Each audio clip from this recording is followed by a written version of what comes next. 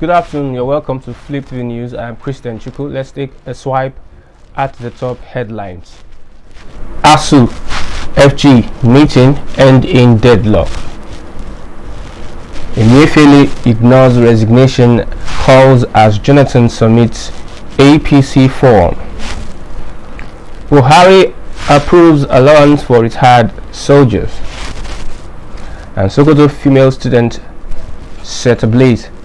We need more access to airports.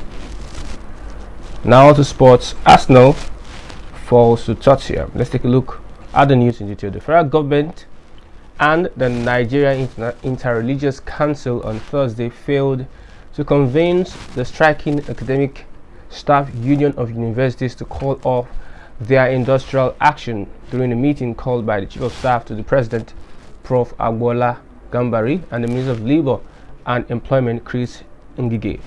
The meeting, which was also co-chaired by the Sultan of Sokoto, Saad Abubakar, and the Christian Association of Nigeria's President, Dr. Supo Ayokunle, could not persuade the ASU leaders to return to the classrooms while negotiations were ongoing to meet their demands.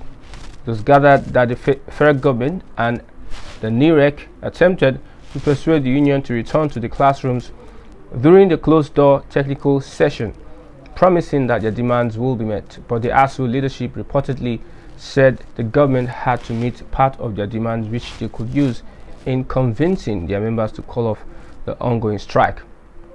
The meeting, which was held at the banquet hall of the Presidential Villa, Abuja, was attended by other registered trade unions in universities as well as identified interest groups and civil society groups. On CBN Governor, former President Goodluck Jonathan's backers in the All Progressives Congress on Thursday pressed on with the moves to field the ex-president as APC's consensus presidential candidate.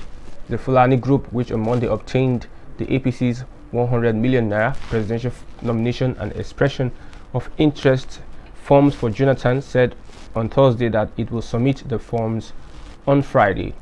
The group stated this as three presidential appointees on Thursday challenged the directive of the President, Major General Muhammadu Buhari, that all political appointees contesting the 2023 elections should resign. Also, there were indications on Thursday that the Central Bank of Nigeria, Godwin Emefiele, would not heed a call for him to resign before the APC presidential primary scheduled for May 30. His lawyer, Mike Ozekome, SAN, told the media that if the CBN governor was going to resign, he would only do so 30 days before the 2023 elections. The Minister of Information and Culture, Lai Mohammed, after the Federal Executive Council meeting on Wednesday, disclosed that the President had directed members of his cabinet contesting party primaries to resign on or before Monday. Now to the President. The President, Major General Muhammadu Buhari, has approved the payment of debarment allowance for retired military personnel. The military veterans under the aegis of Coalition of Concerned Veterans had embarked on a nationwide strike on January 5th with a vow to disrupt the celebration of the Armed Forces Remembrance Day on January 15th, but suspended the protests following the intervention of the Minister of Defense, Major General Bashir Magashi, retired. In April, the retired military personnel vowed to resume their suspended protests following the inability of the federal government to meet their demand. Addressing journalists in Abuja on Thursday, the Permanent Secretary, Minister of Defense, Dr. Ibrahim Kana, said the President had approved payment of the allowance. He said the President has given the approval for reform of the Ministry of Defense into our own Pentagon. In this case, there will be the deployment of senior military officers working alongside civilian staff. We will not be directly involved in operations, but we will handle the policy aspect of the Ministry of Defense to ensure the best for our troops. The President has given approval for the establishment of the Veterans Services Department in the Ministry for Retired Soldiers. Now, the news making waves. A female student of the Shehu Shagari College of Education in Sokoto State was on Thursday burnt alive over an alleged comment against Prophet Muhammad. The press gathered that the incident, which triggered tension in the school environment, occurred on Thursday morning. The student, identified simply as Deborah, was, according to reports, beaten to a pulp before she was set ablaze. In the video trending on social media, some young men were seen hurling stones at the victim. When the victim fell to the ground unconsciously, the attackers gathered tires around her before she was set ablaze. Efforts by journalists to reach the Sokoto State Police Command were unsuccessful as of press time. The Police Command Public Relations Officer, DSP Sanusi Abubakar, did not take his calls nor responded to text messages forwarded to him. Now to business. Persons living with disabilities have demanded increased access to airport terminals in Nigeria, calling on airport and airline operators to make provisions for equipment, personnel, and infrastructure that will guarantee a seamless travel experience for them.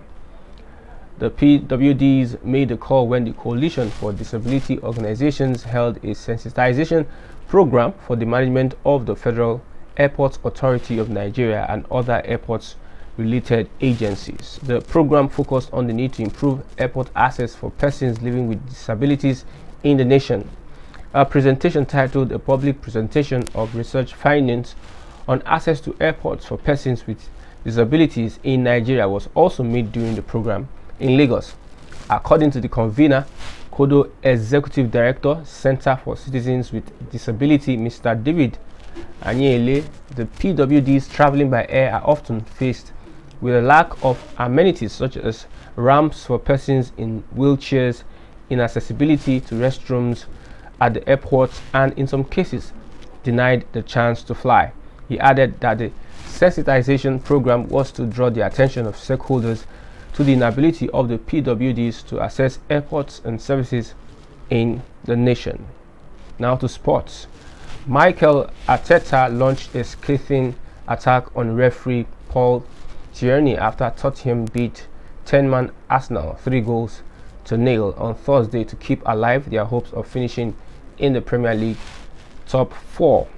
Antonio Conte's side would have been eliminated from the race to qualify for next season's Champions League if they had lost to their bitter North London rivals. But Harry Kane tormented Arsenal once again as the Tottenham striker opened the scoring with a controversial penalty. Crucially, Arsenal's Rob Holding was sent off for 2 bookings in 7 minutes. Kane netted again before the interval of Son Heung-min bagged Tottenham's 3rd goal in the second half. Instead of sealing a return to the Champions League for the first time since 2016-2017 season, 4th place Arsenal now face a nerve-jangling conclusion to the top 4 battle. Arsenal still hold a